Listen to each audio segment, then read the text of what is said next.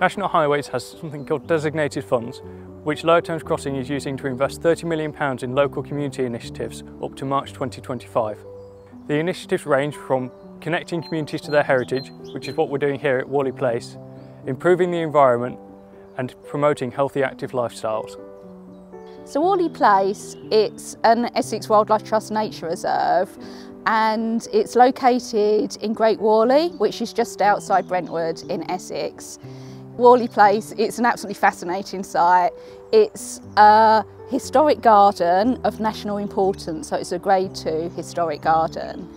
And it's most famous because it's the gardens of the eminent horticulturalist Ellen Willmott. And Ellen, she gardened here from 1876 to 1934.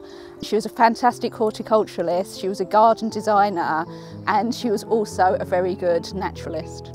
Warley Place today, it has the feel of a wild garden and a romantic ruin. You've still got the historic brickwork structures, remnants of when it was that prestigious garden that was Ellen Willmott's garden. But it's also now, it's very much more than that. It's an important nature reserve that's been managed by Essex Wildlife Trust since 1977. And now amongst the historic ruins, we've got really important veteran trees. There's two meadows that are grazed by cattle. There's two very important ponds, important wildlife at the site. It's really good for invertebrates, especially with all the dead wood habitat that's provided by the veteran trees.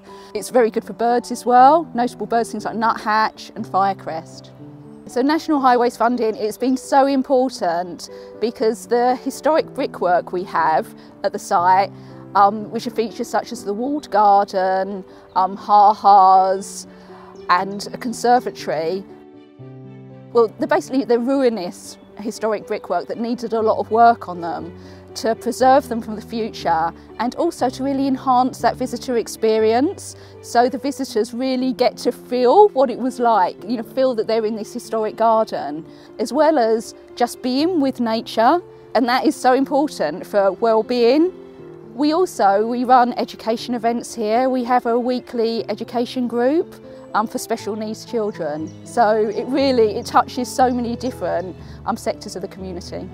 What our aim is here is to try to balance between the nature, the conservation of wildlife, but also try and preserve the historical heritage that's been left by Ellen Willmott.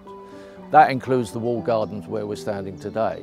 And a lot of that work that has been done very recently is to make it last for at least another 100 years, we hope.